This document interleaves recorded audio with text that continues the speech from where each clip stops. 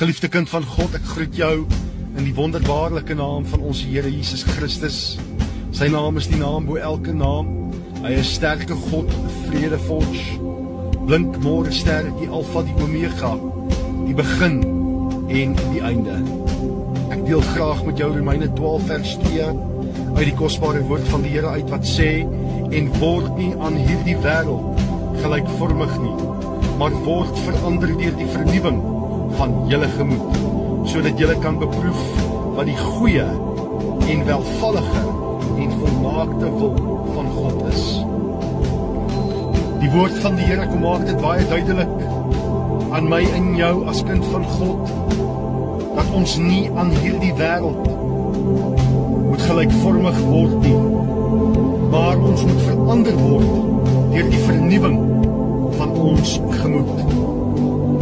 Jy sien die dag wanneer ek en jy Jesus Christus aanneem as ons persoonlike verlosser en saligmaker, en ons maak hom die koning van die konings van ons lewens, en ons gee hom die troon van ons lewens om te kom regeer as God en as koning van ons lewens. En ons gaan deur die doopwaters, dan gebeur daar iets. Die Heilige Gees kom huisves homself binne in ons. Die dag wat jy gedoop is, dan begrawe jy die ou sondige natuur, jy begrawe die ou mens, en dan kom Jesus Christus en hy word lewendig binne my en jou. En so kom die Gees van God en hy verander jou na die ewebeeld van Jesus Christus. Hy kom verander jou sienswyse, hy vernuwe jou gemoed, hy verander jou hart van klip na 'n hart van vlees.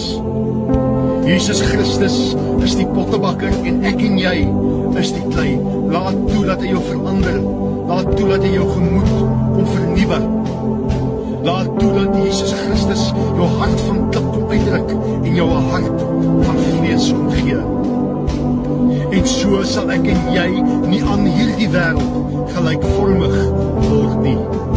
Laat toe dat die Gees van God in jou binneste werk, sodat ek en jy kan beproef wat die goeie en welvallige en volmaakte wil van God is vir ons lewens. Amen en amen.